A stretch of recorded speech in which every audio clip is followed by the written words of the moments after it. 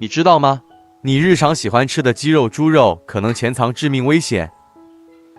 根据最新的网络数据，近期有多人因食用冷冻鸡肉、反复解冻的猪肉而感染李斯特菌、肉毒杆菌等致命细菌，导致严重的食物中毒甚至死亡。这些细菌会侵入人体的神经系统和肌肉运动系统，引发头痛、颈部僵硬、失去平衡、意识模糊和抽搐等症状。如果不及时治疗，可能危及生命。你的餐桌上是否有这种鸡肉、猪肉？你是否经常购买一大块冷冻肉回家，然后反复解冻切割？你知道如何正确的购买、保存和食用这些肉类吗？一顿晚餐引发的惨剧。小王是一名白领，平常工作很忙，没有时间做饭。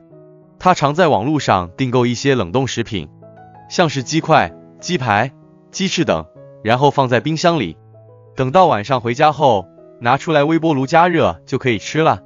他觉得这样很方便，也很美味。有一天晚上，小王下班回家，打开冰箱，发现还有一盒冷冻鸡块。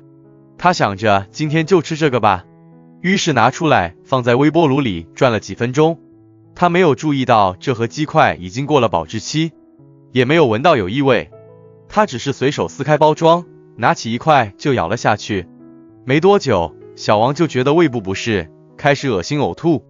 他以为是自己吃的太快了，就喝了点水，躺在床上休息。但是他的情况并没有好转，反而越来越严重。他开始出现头痛、发烧、颈部僵硬等症状。他拨打了120急救电话，但已经太晚了。当救护车赶到的时候，他已经失去了意识。医生检查后发现，小王感染了李斯特菌，并且已经发展成脑膜炎。李斯特菌是一种湿冷菌，在低温环境下可以存活和繁殖。它主要存在于变质的肉类和乳制品中。如果食用了这些食物，就有可能感染李斯特菌。李斯特菌会影响人体的神经系统和免疫系统，导致严重的并发症和死亡。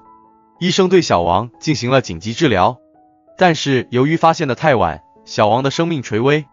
他的家人赶到医院，看住昏迷的小王，心如刀绞。他们不敢相信，就因为一顿晚餐，他们就要失去一个亲人。一次聚会引发的恐慌。小李是大学生，平常喜欢和同学一起聚会。有一次，他们决定在宿舍自己做火锅。他们去超市买了一些食材，其中有一块猪肉。小李负责切肉，他发现这块猪肉有点硬，而且颜色有点暗。他问了一下售货员，售货员说这是冷冻过的猪肉，只要解冻后再切就好了。小李就把猪肉放在水里泡了一会儿，然后切成薄片。晚上，他们把火锅烧开，开始涮肉吃。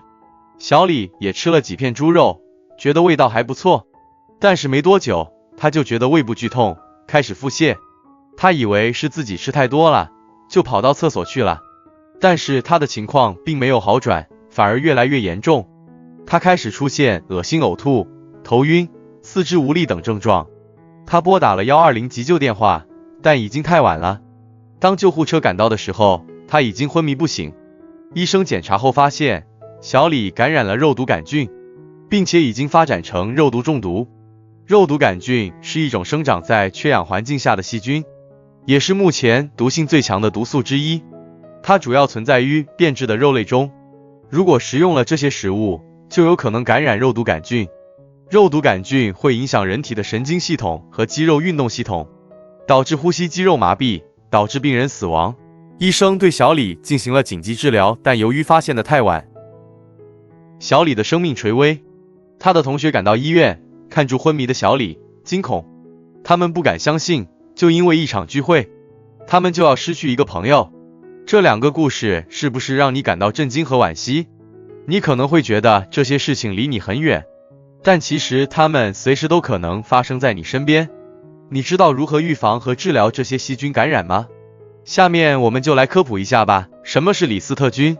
李斯特菌是一种革兰氏阳性、嗜冷、无芽孢、坚性厌氧的细菌，它广泛存在于自然界中，如土壤、水源、植物、动物等。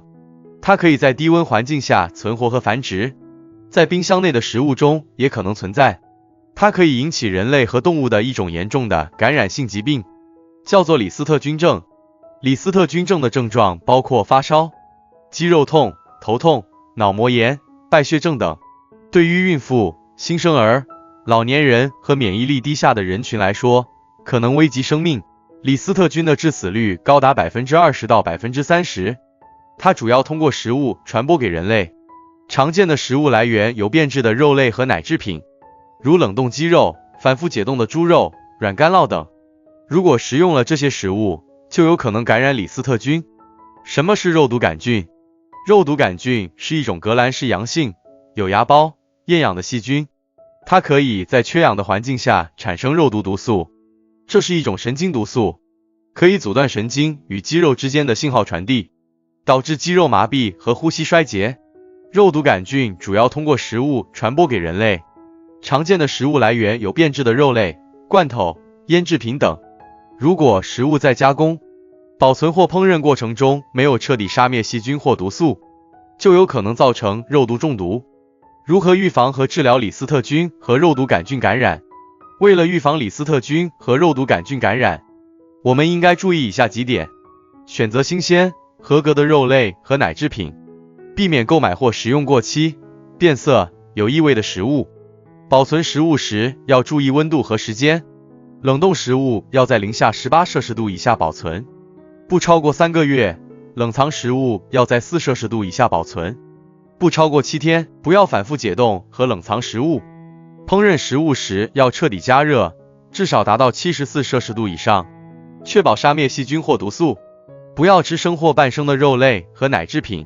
食用前要洗净手和餐具，避免交叉污染。不要与他人共用餐具或饮具。如果出现食物中毒的症状，如恶心、呕吐、腹泻、头痛、发烧、颈部僵硬、四肢无力等，要及时就医，不要自行服药或忽视。治疗李斯特菌和肉毒杆菌感染的主要方法是使用抗生素和抗毒素。抗生素可以抑制细菌的生长和繁殖，抗毒素可以中和体内的毒素，同时还要对症支持治疗，如补充水分和电解质，维持呼吸功能和循环功能等。我们了解了李斯特菌和肉毒杆菌的危害和预防方法，我们应该重视食品安全问题，健康饮食保平安。希望这部影片能给你带来一些有用的信息和启发。